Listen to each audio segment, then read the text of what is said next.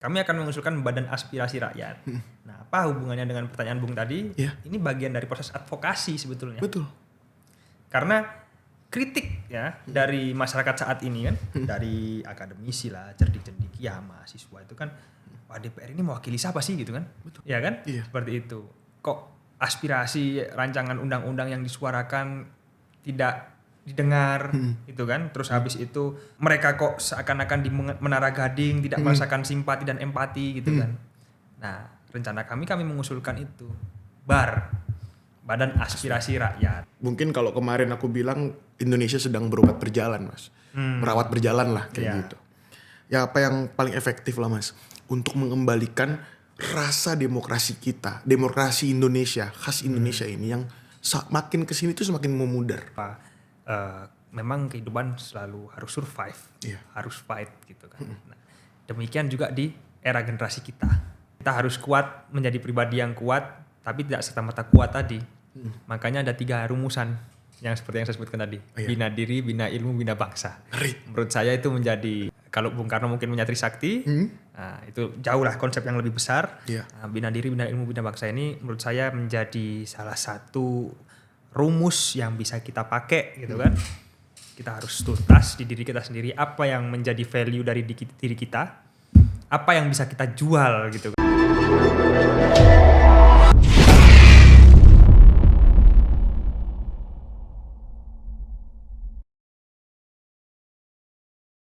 Halo Gersos Friend, kembali lagi di podcast Gersospol bersama saya Seto Prasetya.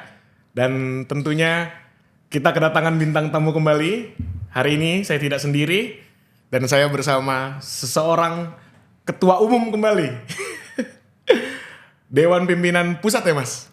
Dewan Pimpinan Pusat Gerakan Mahasiswa Nasional Indonesia, Bung Richard Pahlevi. Selamat datang di Gersospol, Bung. Terima kasih. Merdeka. Merdeka, ngeri.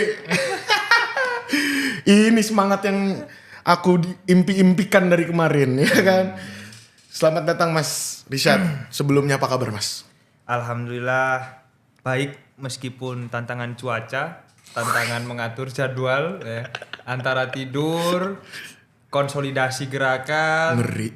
program-program yang sudah dibawa di organisasi ini harus melebur jadi satu ya. Tantangannya berat memang. Sudah 2 ketum di sini yang mempersoalkan terkait masalah cuaca ini Mas. Ini apa sama dengan cuaca-cuaca politik akhir-akhir ini? Nanti kita bahas. Tapi Mas, mungkin sebelum jauh kita berangkat ke ke Mas Richard ini sebagai ketua umum baru GMNI. Tentunya organisasi pergerakan, salah satu organisasi pergerakan terbesar di Indonesia yang menyondongkan, satu-satunya organisasi yang menyondongkan dalam pergerakan pokok-pokok marhenis. Iya, Ngeri. betul. Tapi Mas, sebenarnya ini sebelum kita jauh ke sana, apa yang ngebentuk Mas Richard? Bagaimana kiprah Mas Richard ini sebelum menduduki ketua umum? Mungkin bisa di-sharing dulu nih ke teman-teman semua. Oke. Saya ini mengidentifikasi diri saya ya sebelum masa kuliah. Itu adalah siswa yang berkelebihan energi dalam tanda kutip. Oke. Bahasa lainnya agak nakal misalnya kan. Nah, tapi bahasa positifnya itu berkelebihan energi. Nah, dalam satu titik masuk kuliah, kebetulan di FISIP Universitas Erlangga, ya, kampusnya pergerakan juga di situ. Betul. Banyaklah senior-senior kan yang membawa jargon marhaenisme segala macam, apalagi di ospek-ospek itu kan. Di situ saya tertarik. Dan di satu momen ketika kami berdiskusi, saya merasa bahwa kenapa kelebihan energi ini gitu ya, itu diarahkan ke hal-hal yang lebih positif. Nah, karena saya suka bergaul, suka nongkrong gitu kan, ya tinggal cari wadahnya aja kemana yang lebih positif, dan saya menemukan GMNI. Nah, terus terang waktu itu memang banyak pilihan tuh, karena FISIP UNER itu Majemuk ya? iya, menyala dia. Banyak kelompok banget. HMI, ada HMI besar di UNER itu. PMI juga, IMM juga, terus bahkan organisasi atau kelompok-kelompok alternatif yang di luar Cipayung itu ada, dan mereka memiliki semangat gerakannya sendiri-sendiri. Oke. Nah, tapi saya memilih GMNI mungkin karena pergaulan, dari karakteristik saya bisa menyatu, melebur, ditambah mungkin saya pernah lah membaca beberapa buku Bung Karno gitu kan waktu di siswa dan pidato beliau di YouTube itu salah satu tokoh yang saya gemari sehingga ya kita nggak bisa pungkiri Bung Karno memiliki daya tarik sendiri ya. Karismatik. Karismatik. Situ. Sehingga kita masuk GMNI, berGMNI saya masuk BEM. Katanya jenengan niku mantan presma, Mas. Betul. Ngeri. Betul. Fakultas apa? Fakultas Universitas. Double degree. Itu Ngeri. dia. Jadi di FISIP UNER ini kebetulan memang dari tahun ke tahun gitu ya, kebiasaannya memang GMNI. Begitu. Nah, Ada tradisi seperti itu. Ada tradisi. Bukan tradisi ya, apa ya? Ya agak jago lah GMNI ini. Iya. Kira-kira gitu kan. Ini tanpa menyampingkan yang lain, tapi memang sejarahnya seperti itu. Nah, masuk di FISIP UNER, tapi waktu itu saya bukan menang mudah juga. Karena yang menjadi kompetitor waktu itu juga rekan saya, sering tidur bareng sama saya, kawan HMI saya gitu kan. Sangat pintar, sangat cerdas gitu dan didukung oleh banyak massa juga. Jadi dinamikanya ada. Iya, Mas. Tuh.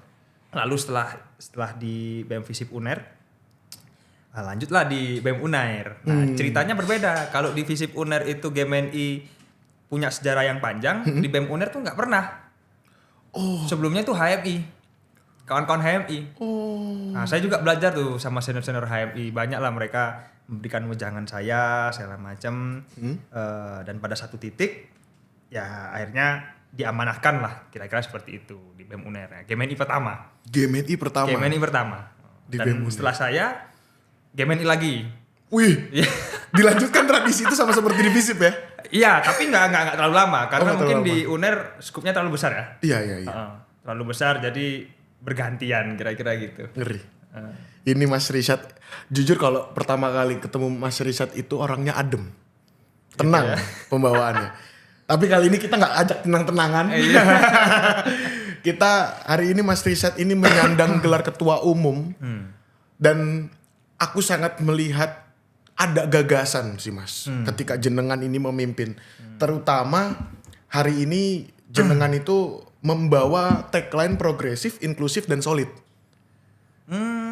Ya itu salah satunya. Salah satunya kan? Salah satunya, tapi yang menjadi tagline itu Satya Tama. Satya Tama ini adalah keluhuran yang utama, kebenaran yang utama ketika kita bergerak, keluhuran, kemurnian dari nilai itu harus kita bawa. Lalu kita punya jargon, bina diri, bina ilmu, bina bangsa. Wah, ngeri Pak. Terus Mas? Jadi maksud dan tujuan bina diri, bina ilmu dan bina bangsa ini, kita ini kader GMNI kan sangat semangat ya. Betul. Sangat menggelora semangatnya untuk bicara nasionalisme, marhaenisme, bagaimana negara itu bisa mengimplementasikan nasionalisme dengan paripurna gitu kan, dari sisi ekonomi, politik dan sebagainya. Tetapi saya harus mengingatkan pada kader-kader nih kan, pada kawan-kawan GMNI bahwa ada tahapan-tahapannya ketika kita bisa bermimpi untuk mengubah bangsa ini gitu kan, atau berkontribusi untuk bangsa ini. Yang pertama apa? Bina diri. Bina diri ini apa? Dari diri sendiri kita harus tanggung jawab.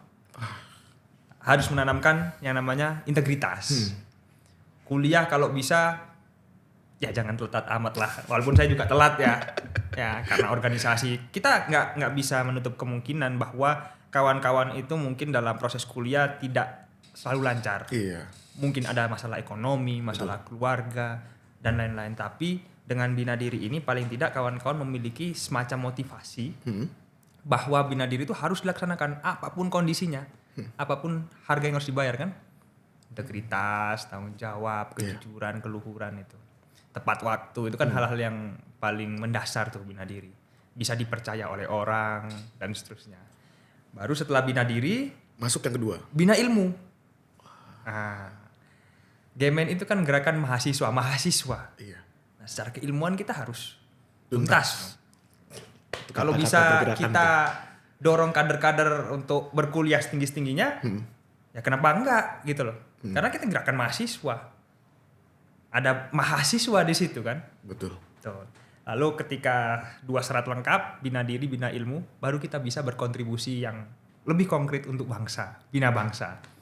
Kemana muara dari bina diri dan bina ilmu tadi? Untuk bangsa, bukan untuk diri sendirian, bukan untuk hanya kolega, enggak.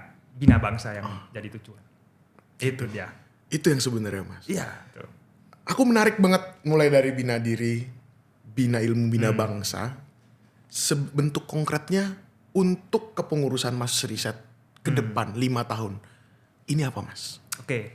Nah ini begini juga Bung. Ini kan berkaitan dengan visi ya. Bina diri, bina ilmu, bina bangsa itu adalah semacam tahapan ya yang harus saya suntikan ke kader-kader bahwa 3 poin ini akan menjadi satu hal yang penting. Oke. Tetapi kalau berkaitan dengan visi besar, berkaitan dengan program, nah, waktu di Kongres Bandung itu saya memulai dengan yang namanya Trisakti Bung Karno. Iya. Karena inilah yang menjadi pegangan kelompok-kelompok marxis, nasionalis, bahkan saya yakin tidak hanya kelompok marxis sosialis. Kenapa? Karena Trisakti Bung Karno yang memiliki poin yang pertama berdaulat di bidang politik, berdikari di bidang ekonomi, berkepribadian dalam kebudayaan. Ini menjadi rumus kunci baik individu, kelompok, organisasi maupun bangsa negara supaya bisa melenting. Ngeri bahasanya melenting. Iya, supaya bisa melenting. Kenapa? Karena itulah rumus. Itu rumus Mas. Itu rumus. Dan itu bisa kita implementasikan dalam konteks organisasi maupun diri sendiri. Berdaulat di bidang politik, saya ingin memberikan kader-kader itu semacam semangat bahwa kita ini berdaulat dalam mengambil sikap-sikap politik ya, baik di level cabang, level DPD, level DPP. Kita ini tidak kerdil dan kecil dalam satu kelompok saja. Kita ini tidak terkooptasi oleh siapapun, gitu kan. Kita ingin kader-kader ini berdiaspora, mendistribusikan diri ke berbagai macam tempat, sehingga mereka bisa berbakti di tempat-tempat tersebut. Termasuk dalam tatanan komisariat Mas? Iya, pasti. Karena kan mereka ini kan sebenarnya kalau aku lihat ya, pun aku juga dari Universitas Jenderal Sudirman melihat kader-kader GMI ini cukup radikal untuk keilmuannya. Radikal dalam hal yang positif loh ya. Iya. Dalam keilmuannya. Dan kadang juga bertentangan dengan apa yang disampaikan sama cabang-cabangnya. Tapi mereka tetap dengan standing positionnya. Iya, boleh. Seperti itu gak masalah? Ya makanya dalam membangun konsensus itu perlu konsolidasi yang masif. Betul. Ya kan? Perlu konflik-konflik dan dinamika dong. Betul. Dan itu kan proses kita nih. Ya kan? Makanya saya kalau orang tanya gimana tuh kawan-kawan dinamikanya di game ini segala macam. Ya ini proses pendewasaan dan proses pembelajaran. Nggak ada yang salah dari itu. Betul. Karena kawan-kawan ya harus berdaulat, harus mempertanggungjawabkan segala konsekuensi pilihan politik yang ada. Iya. Jujurnya aku sangat suka Mas sama organisasi-organisasi yang memang ada di garis rakyat. Dia membebaskan individu untuk berkonflik lalu berkonsensus daripada sistemnya adalah patronase, komandoisme. Itu aku capek sebenarnya. Capek dan hebatnya menurutku di sini Mas Riset punya posisi. Ya. Bahwasannya dalam tataran komisariat cabang, yo maksud aku misalkan kalian punya sikap tertentu monggo, tapi kan sebuah sikap itu kan bisa dibicarakan. Betul. Itu. Betul. Ya nggak bisa dipungkiri ya hal-hal tersebut itu saya rasa ya itu fenomena politik. Di GMNI pun ya saya harus katakan ya pasti ada gitu kan. Berarti satu, berdaulat semua di bidang politik. Bidang politik. Lalu yang kedua Mas? Berdikari bidang ekonomi. Nah, menarik. Nah, supaya saya ingin mendorong kader-kader ini sadar bahwa kekuatan ekonomi itu menjadi satu hal yang penting. Jadi salah satu variabel penting. Satu variabel yang penting. Karena begini, kalau kita bicara soal teori politik ya, sumber-sumber kekuasaan itu kan salah satunya kan ekonomi kan. Betul kan? Sekarang sifatnya memonopoli, memaksa. Betul. Itu. Dan mengendalikan. Nah, kalau misalkan kita tidak berdikari di bidang ekonomi, tentu kita harus mengekor dong. Betul. Entah oleh siapapun itu. Entah oleh siapapun itu sehingga kita mungkin lebih mudah dikendalikan. Sehingga untuk berdaulat politik agak susah. Terjadi patron klien. Iya, berdikari di bidang ekonomi ini harus menjadi satu tujuan. Dan saya sampaikan juga di Kongres Bandung. Bung Sarina, kita ini harus sadar kawan-kawan yang berGMNI ini adalah orang-orang pejuang kelas sosial. Wih, ngeri. Bicara soal marhainisme itu kan bagaimana kita bilang soal perjuangan kelas ya kan, Betul. sebetulnya kan.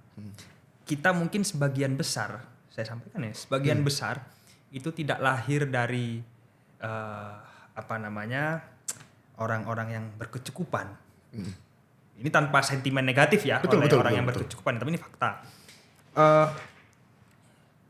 Coba kita lihat, ketika kita mungkin lahir berumur 1 tahun, 2 tahun sampai 4 tahun, susu kita beda loh sama bayi-bayi yang lebih beruntung daripada kita. Betul. Ya. Begitu umur 6 tahun, yang lain mungkin sudah belajar bahasa Inggris. Kita masih belum. Iya. Ya kan? Umur 8 tahun sampai 12 tahun dikasihlah modal sama orang tuanya kecil-kecilan kan. Betul. Untuk jual beli buku kah, jual beli pensil kah, diajarin bisnis, dikenalkan. Iya. Sedangkan kita di mana waktu itu? Belum tahu. Nanti lulus SMA mereka nggak perlu mikir nih mau kuliah di luar negeri, mereka nggak perlu struggle yang harus seperti yang harus kita lakukan. Iya. Gitu loh. Artinya dalam kelas sosial kita harus sadar bahwa kita ini membutuhkan effort yang lebih. Jangan mengeluh gitu kan. Karena ini kan pemberian Tuhan, udah nggak bisa apa-apain nih kan. Jangan mengeluh. Tapi kita harus sadar kita ini memiliki ketertinggalan. Oke. Yang lain sudah pegang gadget, pegang laptop, kursus desain segala macam, kita belum tahu nih. Iya. Nah, maka dari itu di era yang sekarang ini kita harus menguasai banyak soft skill. Misalkan editing, video, foto, public speaking, setelah itu jurnalistik misalnya. Lalu soft skill yang lain untuk menunjang bagaimana kawan-kawan ini bisa menjual skillnya ke pasar gitu kan, ke kebutuhan masyarakat sehingga mereka bisa berdikari. Dan dia yang dibutuhkan, bukan dia yang selalu butuh dan dikendalikan. Iya. Nanti sifatnya apa Mas berarti? Bentuknya pelatihan kader? Program pelatihan Iya, kader? pasti. Dan pendistribusian dan apapun itu? Pasti di sana. Wih, ngeri. Targetnya di sana. Apa saja programnya? Nah, ini posisinya kan kami masih baru Iya. transisi. Ini Masih baru sedang ada, merumuskan ini. baru ada tim transisi dan proses pembentukan struktur. Tapi yang ke depan adalah outputnya program-program peningkatan soft skill demi berdikari di bidang ekonomi. Untuk kawan-kawan. Lalu yang ketiga, Berkepribadian dalam kebudayaan. dalam kebudayaan. Nah, tentu ini kan berkaitan juga dengan bagaimana kelompok-kelompok nasionalis itu mempertahankan eksistensi ya. Salah satu yang menjadi tantangan Gen Z milenial itu kan soal krisis identitas. Betul, aku Gen Z nih Mas. Ya, Kerasa itu. krisis identitas. Karena apa? Gadget. Ya Iya, kan? iya. Gadget pengaruh dunia luar. Iya. Ya kan? Sehingga kita ini krisis identitas. Nah, ini sebagai kelompok nasionalis tentunya harus mempertahankan budaya-budaya itu. Sisi itu. Sisi itu. Sehingga kemana-mana mereka ini bajunya nasionalis maupun pakai jas mungkin kan dalam pertemuan-pertemuan resmi segala Betul. macam, tapi narasi dan kepribadian itu dapat dicerminkan oleh apa yang menjadi substansi ketika dia bicara. Nah, kita arahnya ke sana. Jadi pembentukan kader Karakter. yang kader dan juga karakter kader ya. Iya, betul. Ngeri. Ini mengerikan Mas. Tapi ini ngeri tapi Tapi ini berat berat. tugasnya. Iya berat banget. Waktu jenengan itu 5 tahun Mas. Enggak Enggak ya? 3 tahun. Oh 3 tahun ya? 3 tahun. Waktu jenengan itu 3 tahun. 3 tahun. Untuk mengelaborasikan semua ini. Iya, betul. Wah kalau dibagi 1 tahun menarik itu Mas. Keren itu Mas. Oke kita coba kecakupan yang jauh lebih luas nih.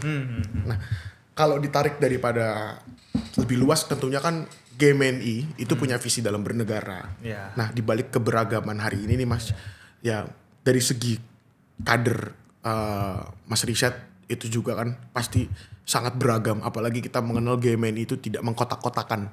Baik antara suku, bangsa, agama, ras, semua bisa. Betul.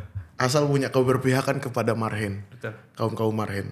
Nah, dari negara kita yang begitu besar, sebenarnya pondasi apa sih Mas? Agar kita sebagai warga negara ini tetap memiliki ruang-ruang kritis untuk menjaga keberagaman ini dan persatuan ini. Saya rasa keberagaman dan kemajemukannya ya di Indonesia itu sudah dijamin ya oleh Pancasila, oleh Undang-Undang Dasar 1945. Tugas GMNI sebagai salah satu entitas gitu ya di Indonesia ini kan menjaga dan merawatnya serta memanfaatkannya kan, bagaimana suara-suara kelompok-kelompok yang belum terdengar suaranya itu bisa dibantu disuarakan. Kelompok-kelompok marginal kita katakan, kelompok-kelompok yang memang masih membutuhkan pengadvokasian. Nah, eksistensi kita di situ seharusnya, Bung. Kemarin kami itu kan alhamdulillah diterima oleh DPR dan pemerintah gitu ya. Dan salah satu yang kami suarakan itu kan RUU Masyarakat Adat. Ya. Nah, itu kan salah satu pengadvokasian. Kenapa? Karena kami melihat di kelompok masyarakat adat ini kan masih banyak terdiskriminasi. Misalnya mengenai lahan yang paling sering kan konflik lahan, bahwa masyarakat adat ini semakin tergerus dan terpinggirkan ketika ada entah itu proyek nasional, proyek daerah maupun swasta. Dan mereka belum ada perlindungan khusus seperti itu. Jadi eksistensi GMNI itu ada di situ untuk merawat dan menjaga, dan itu kami suarakan kemarin. Itu kira-kira, Bung. Berarti kalau terkait masalah RUU Masyarakat Adat nih, Mas.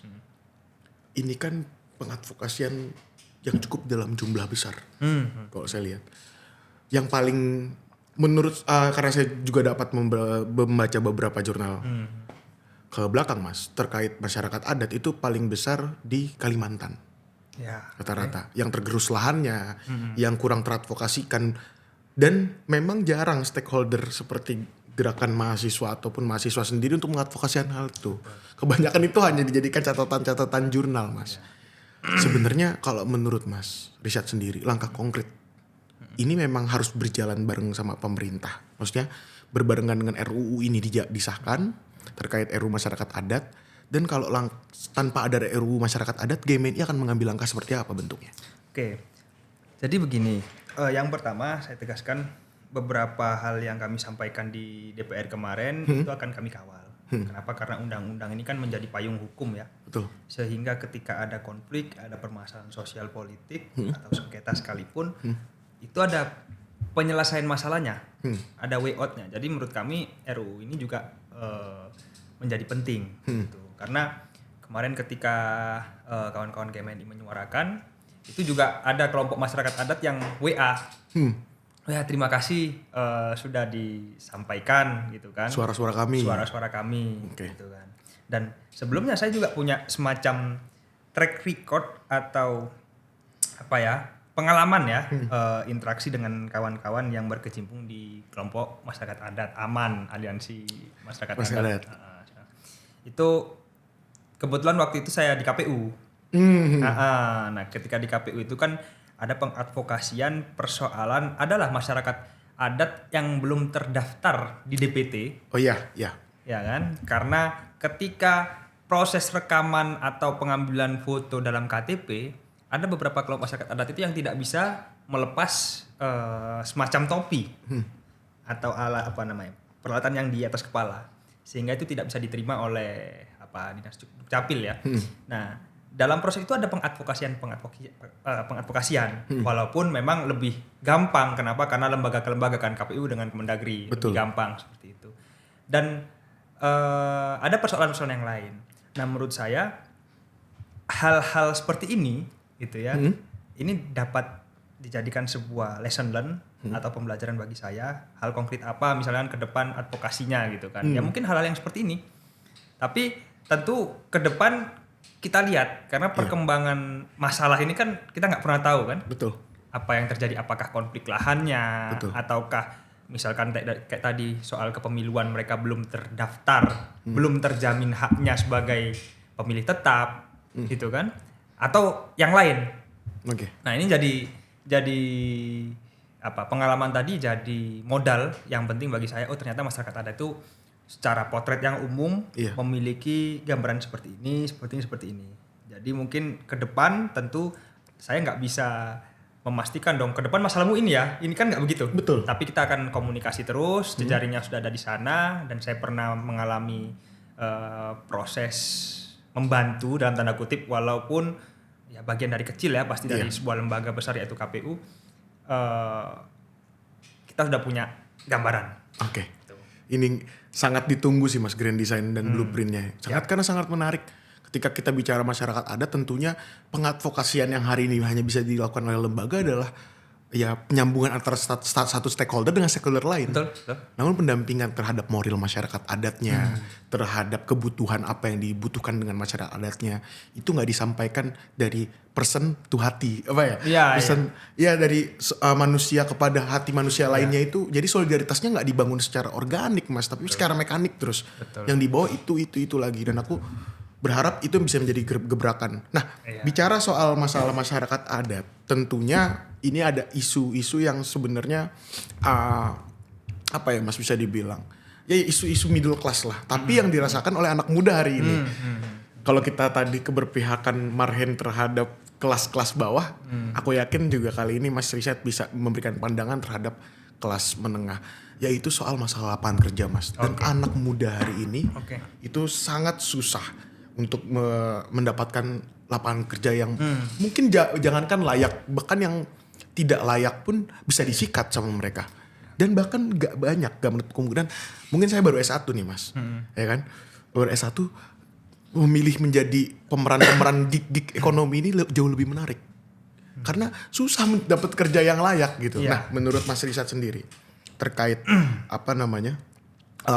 lapangan pekerjaan, sebenarnya pemerintah kita harus bagaimana, dan sebenarnya GMNI bagaimana responnya terhadap dinamika sosial ini? Ya, bagaimana GMNI merespon? Sebenarnya itu juga di awal masa kepemimpinan saya itu ditunjukkan dari kemarin ya, salah satunya audiensi di DPR, di pemerintah, ketika demonstrasi pun, walaupun situasi demonstrasi itu sangat crowded sehingga kecil kemungkinan untuk menyuarakan gitu kan secara substansi gitu ya.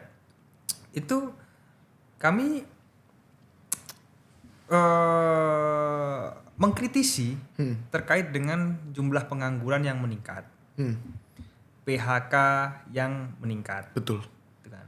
Kalau pengangguran, data terakhir saya ingat itu BPS ya, 3,6 juta pengangguran di seluruh Indonesia ini, pemuda-pemuda itu.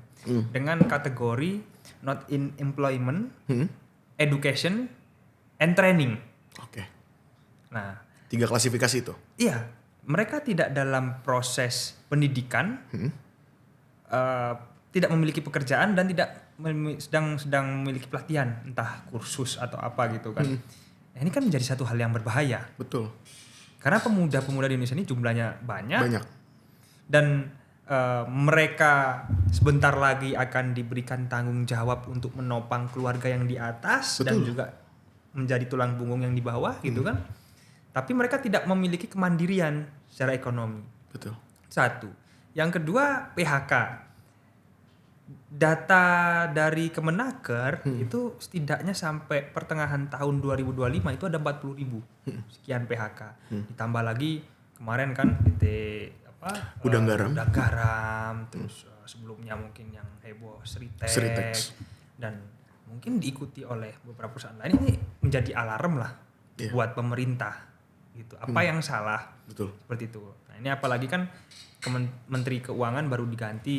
Nah, ini kita patut tunggu gebrakan apa yang bisa diambil oleh menteri yang baru untuk meningkatkan perekonomian di Indonesia. Nah, kalau persoalan-persoalan masyarakat kelas menengah atau pemuda ya akses terhadap pekerjaan, saya rasa terus mereka kebingungan terkait dengan modal, usaha, mereka mau berdikari memulai usaha juga belum tahu dari mana karena tidak ada pelatihan, tidak ada ruang dan seterusnya. Lalu yang saya soroti itu adalah job mismatch. Job mismatch apa ya, Mas? Artinya begini, ketika kita kaitkan dengan tingkat ekonomi dan juga pendidikan, gitu kan, yang kita harapkan kan keduanya saling berkorelasi kan? Iya. Ketika pendidikan itu tinggi, ketika pendidikan itu ditempatkan dalam satu jurusan gitu misalnya, maka mahasiswa itu yang ketika lulus itu kan bisa menempati sektor-sektor yang sesuai, yang linear. Tetapi yang saya banyak temui dan menjadi diskursus di kawan-kawan itu adalah job mismatch. Artinya kawan-kawan yang lulusan teknik misalnya, Iya. dia tidak dipekerjakan atau tidak bekerja di sektor yang berkaitan. Ini suka terjadi nih Mas. Ini suka terjadi di mana? Di anak-anak politik justru malah. Iya. Yang memiliki keahlian di teknik tidak dipekerjakan di teknik. Iya. Apakah pasar kerjanya tidak ada? Ini kan jadi pertanyaan nih. Betul. Ataukah justru kurikulum pendidikannya yang ketinggalan misalnya nih kan? Ini kan menjadi pertanyaan. Ini menurut saya harus jadi perhatian khusus. Iya. Kawan-kawan yang berada di teknik itu larinya ke pengusaha misalnya kan? Usaha ya dagang apa gitu kan, sembako ke apa. Itu kan banyak. Ada beberapa kawan yang seperti itu. Iya. Lalu yang lulusannya ekonomi misalnya, apakah dia kerja di sektor ekonomi? Belum tentu Mas. Belum tentu. Bisa-bisa mereka jadi di NGO. Betul. Ya kan? Ada yang tiba-tiba nyalek. Ada yang Iya loh. Nah, apalagi pendidikan-pendidikan atau jurusan-jurusan seperti kayak kita ini kan? Iya. Ilmu politik gitu. Berbasis ilmu general kalau orang Ya, berbasis ilmu general. Apakah kawan-kawan mahasiswa ilmu politik itu yang dulu kita ngomongin soal partai politik, ini sistem partai politik yang harus dirubah, gitu kan? Sistem pemilihan harus dirubah, kan begitu kan? Kita diskusi di mahasiswa ilmu politik itu kan? Kita udah punya gagasan, punya ide, tapi begitu lulus, ide dan gagasan nggak tersalurkan. Iya. Mismatch nih. Kita mau masuk partai politik juga, aduh gimana ya, masih mikir-mikir kan? Betul. Bisa hidup nggak di situ nanti jangan-jangan yang ditempatkan di sini dapat kesempatan anaknya ini, anaknya itu kan begitu.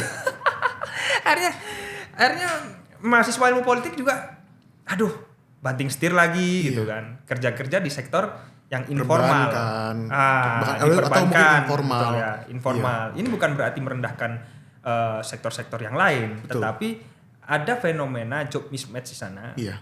Tidak ada sebuah korelasi yang kuat atau satu hal yang linear antara pendidikan dan juga macam-macam pekerjaan tadi. Nah ini menurut saya ini salah satu fenomena yang harus diperhatikan oleh pemerintah karena mungkin masih belum ada yang mengangkat soal ini ya. Gak ada yang greget juga Mas jawaban pemerintah. Nah ini karena ini menjadi urgensi yang sangat-sangat penting tentunya untuk generasi kita, baik itu milenial maupun Z, yang tentunya kan kepastian hidup di negara mungkin ya karena situasi global, karena peta geopolitik, geoekonomi hari ini tidak menentu pun kepastian kehidupan kita juga kadang kita bisa nilai secara realistis juga kadang tidak menentu Mas. Nah gebrakan apa yang bakal Mas Rizat lakukan sebagai salah satu stakeholder pergerakan Mas? Buat mencoba entah mengadvokasikan atau mencoba menegur lah ini dewan-dewan kita secara lagi dan lagi. Sebenarnya begini ya Bung ya.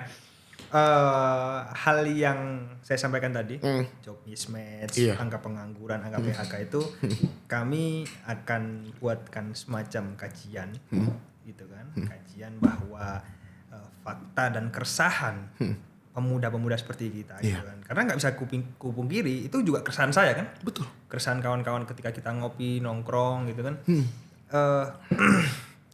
adalah bagaimana masa depan mereka.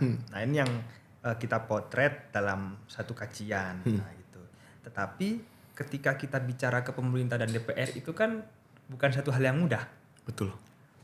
Butuh konsistensi yang pertama, betul. Ya kan? Integritas. Yang kedua butuh pengaruh. Nah, pengaruh ini bisa kita mengkonsolidasikan dengan aliansi masyarakat sipil yang lain sehingga kekuatan kita bertambah kan, gitu kan. Betul. Mengkonsolidir lah kira-kira. Betul. Sehingga apa yang menjadi keresahan kita ini dapat tersuarakan gitu. Nah, apa yang menjadi gebrakan mungkin dalam waktu dekat ini GMNI akan mengusulkan ada badan aspirasi rakyat di DPR. Kami akan mengusulkan badan aspirasi rakyat. Nah, apa hubungannya dengan pertanyaan Bung tadi? Ini bagian dari proses advokasi sebetulnya. Betul. Karena kritik ya dari masyarakat saat ini kan, dari akademisi lah, cerdik-cerdik ya mahasiswa itu kan, wah DPR ini mewakili siapa sih gitu kan? Betul. Ya kan? Seperti itu. Kok aspirasi rancangan undang-undang yang disuarakan tidak didengar gitu kan? Terus habis itu mereka kok seakan-akan di Menara Gading tidak merasakan simpati dan empati gitu kan? Nah, rencana kami mengusulkan itu Badan Aspirasi Rakyat, sehingga nanti harapannya gitu ya, ada kelompok-kelompok masyarakat sipil yang bisa mengkonsolidir diri, diterima audiensi di DPR secara berkala dan simultan. Gitu ya. Mungkin sekarang bisa ya DPR mengundang masyarakat sipil untuk RDP kan, rapat dengar pendapat kan dengan semua kelompok masyarakat sipil. Tapi kalau misalkan ada satu badan, kita bisa melakukan hal tersebut secara simultan dan berkelanjutan. Betul. Misalnya 2 bulan sekali kita lakukan rapat di bar. Badan Aspirasi Rakyat. Namanya eye-catching banget ya Mas buat Gen Z Mas. Bar. Badan Aspirasi Rakyat gitu kan.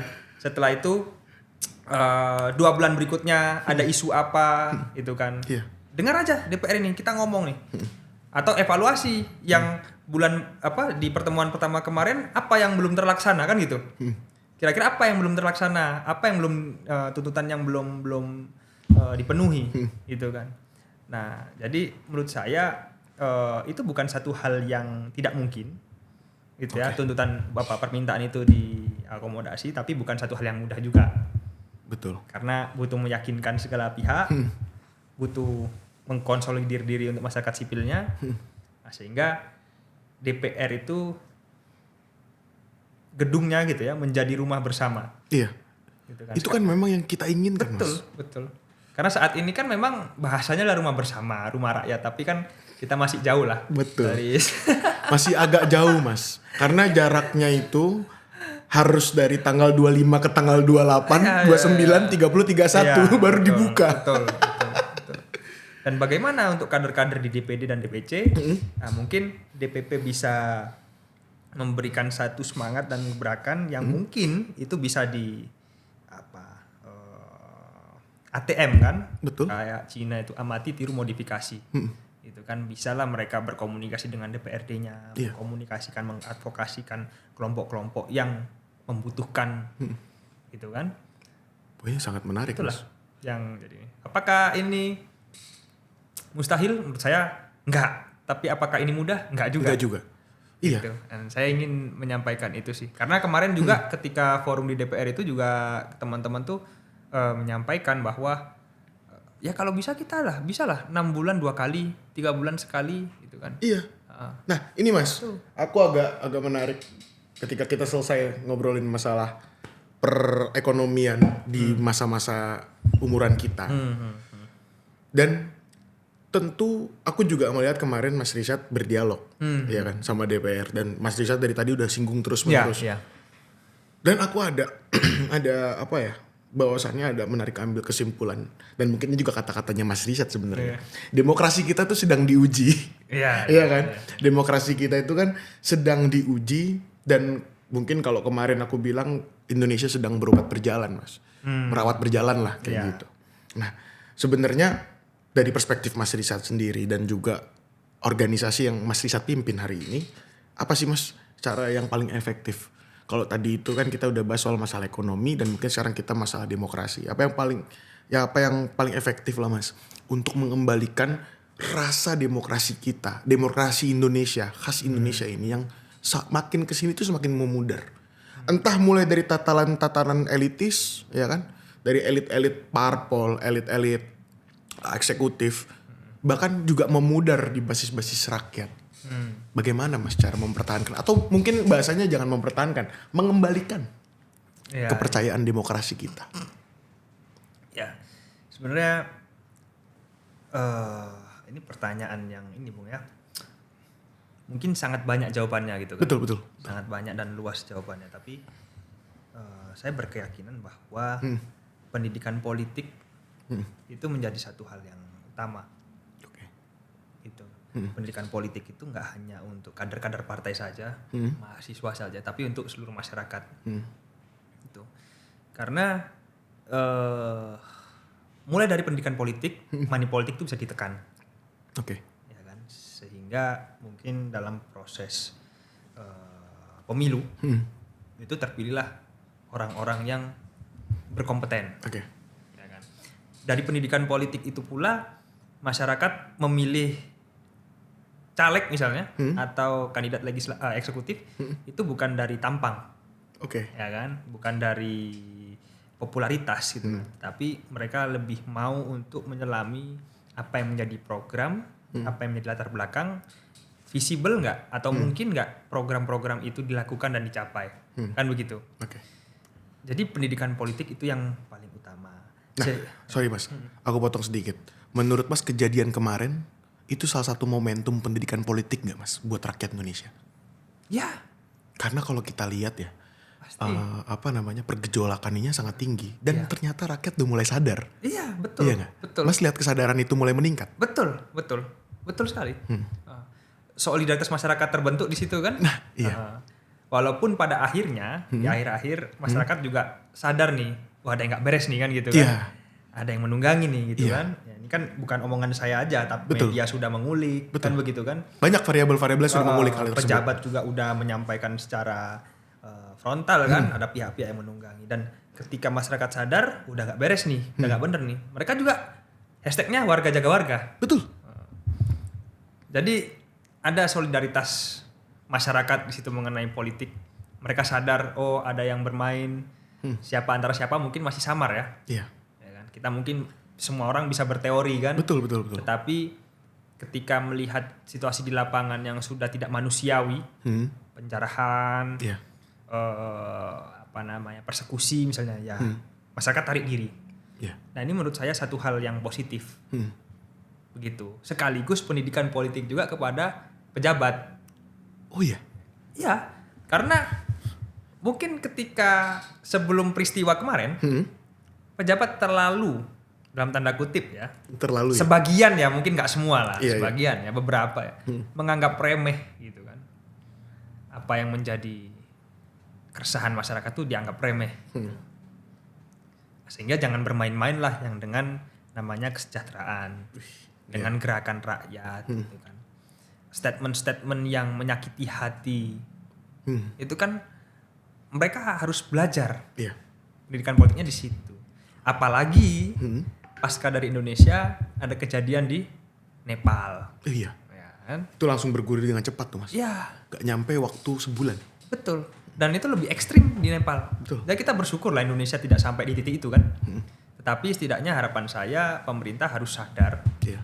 cepat, responsif, jangan sampai membuat masyarakat ini memiliki keresahan sehingga marah. Dan ketika masyarakat marah tentunya adalah orang-orang yang atau pihak-pihak yang memanfaatkan situasi, itu kan pasti ada tuh. Betul. Itu jangan sampai terjadi, tapi ya dimulai dari pemerintahnya dulu kan gitu. Betul. Mulai dari pemerintahnya, Ya. tentunya masyarakat juga akan ikut teredukasi Iya, Mas. iya, betul. Ini kemarin kita lihat bahwasannya bentuk protes itu kan juga banyak di media sosial. Tentunya ini berkaitan dengan ranah digital Mas. Ya. Nah, aku pengen masuk ke dalam diskursus bahwasannya apakah teknologi digital ini, bagaimana GMNI memandang teknologi digital ini, apakah akan mempengaruhi dengan pola-pola aktivisme gerakan? Ya. Gimana menurut Mas Isan? Teknologi digital ini seperti pisau bermata dua kalau kami berdiskusi ya dengan kawan-kawannya. Yang pertama, arus informasi lebih cepat. Dia juga bisa sebagai media pendidikan. Pendidikan apapun itu kan, pendidikan politik, pendidikan sosial, pendidikan ekonomi. Yes. Gitu kan. Bisa dijadikan sebagai alat untuk memperkenalkan diri kelompok seperti sekarang ini kan, podcast gitu. Iya. Tapi sisi negatifnya juga luar biasa banyak. Sisi yang bisa dimanfaatkan untuk satu hal yang negatif ya. Iya. Melalui media digital ini, krisis identitas tadi juga bisa dialami oleh kita semua kan, oleh pemuda-pemuda ini. Kalau mereka tidak memiliki kepribadian dalam kebudayaan, mereka hilang. Betul. Mereka tidak ingat mereka ini orang Indonesia, orang Jawa, orang Bugis dan lain sebagainya gitu kan. Terus yang paling berbahaya lagi adalah ketika media digital ini dijadikan sebagai alat senjata agitasi propaganda. Oke. Gitu. Kalau kita berkaca di era dulu konvensional gitu ya, ini aku ambil contoh yang paling ekstrim nih. Boleh. Adolf Hitler misalnya kan. Ngeri itu. Adolf Hitler itu kan mempropagandakan pidato-pidatonya dan isi pemikirannya itu melalui koran-koran. Mungkin itu adalah handphonenya zaman dulu. Ya, betul. Melalui koran-koran atau semacam poster yang ditempel di tembok-tembok jalanan. Oh iya. Misalkan betul. wanted itu ya, Iya, tahu iya, ya. tahu, Poster-poster tahu. semacam wanted dicari atau apa itu kan poster-poster Adolf Hitler itu ditempel tuh. Di pinggir-pinggir jalan, di lorong-lorong gelap gitu kan, di kafe-kafe, di bar gitu. Dan koran atau media ya sebenarnya itu menjadi alat mengagitasi orang, mengorganisir kelompok dan lain sebagainya. Iya. Nah, tentu dengan kecanggihan sekarang yang teknologi digital tadi, handphone tadi, itu kita susah mengontrolnya. Semua orang bisa menyampaikan sesuatu, Betul. ya kan? Baik itu sifatnya agitasi, propaganda, dan orang juga bisa menerima itu kapan saja, di mana saja. Nah, ini menjadi satu hal yang perlu dikonsentrasi dari pemerintah, itu sehingga media digital yang sifatnya negatif itu bisa direduksi lah, Iya. bisa dikurangi, bisa diantisipasi. Membuat gitu. ruang digital yang aman. Betul, membuat ruang digital yang aman. Oke. Doxing segala macam itu kan jadi ini. Bayangkan kemarin ketika demonstrasi live TikTok gitu kan, Iya. ya ini nggak tahu ya, ini harus kita pelajari lebih dalam. Betul. Tetapi ketika ada kerusuhan, banyak masyarakat yang live TikTok segala macam gitu kan, mungkin dengan tidak sadar gitu ya, dengan tidak sadar dan tidak bermaksud apapun gitu ya, live TikTok kerusuhan itu mengundang masyarakat yang lain turut hadir, Betul. gitu kan? Karena tahu titiknya di mana. Karena tahu titiknya di mana, Kondisinya seperti kondisinya apa. seperti apa,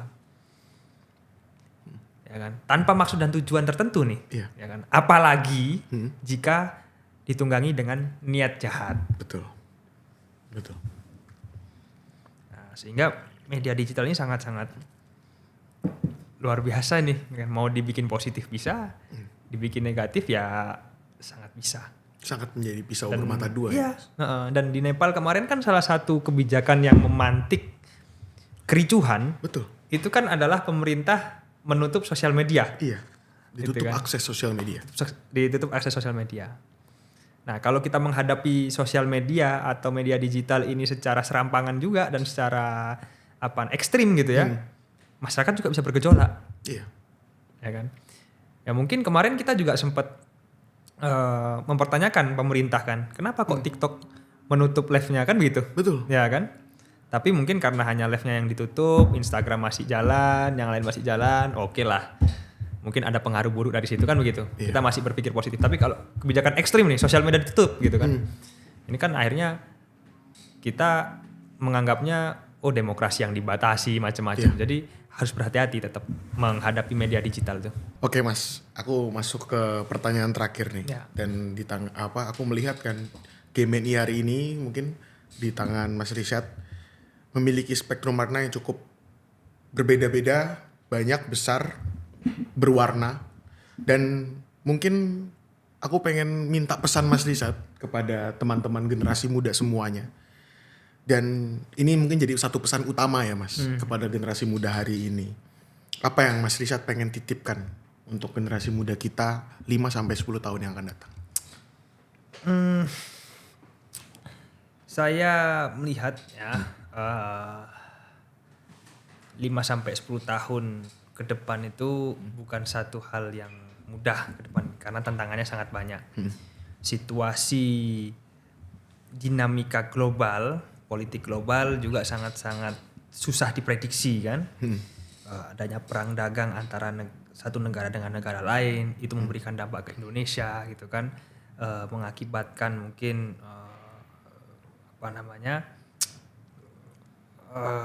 mata uang gitu kan yang melemah kah atau seperti apa, itu kan pasti berdampak ya dari segi ekonomi karena itu juga bisa berkaitan dengan bagaimana perusahaan-perusahaan itu bisa tutup gitu kan atau buka lapangan pekerjaan lah berkaitan kan. Yang saya harapkan pada kawan-kawan ya tetap harus teguh dalam berjuang.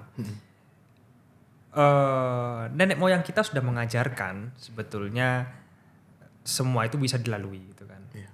Kami kemarin diskusi lah, saya dengan kawan ada diskusi, coba bayangkan kalau lahir di tahun 1900-an gitu kan, di orang-orang Eropa gitu. Di awal 1900 ada pandemi, ya kan, tiba-tiba ada krisis perang dunia 1 gitu kan. Baru nanti tahun 1920 perang ideologi kan, munculnya blok Soviet ya kan, munculnya blok Soviet kan, revolusi di Rusia, Bolshevik. Habis itu 1930-an, 1940 muncullah fasisme dari Jerman gitu kan. Habis itu perang dunia 2 gitu kan. Setelah itu perang dingin gitu kan. Kalau kita tarik dan ambil pelajaran 1 abad aja ke belakang gitu kan. Itu kan semua generasi itu memiliki masanya sendiri. Ya, memiliki masanya sendiri, memiliki tantangannya sendiri, dan nenek moyang kita menunjukkan bahwa mereka bisa survive. Demikian juga di Indonesia.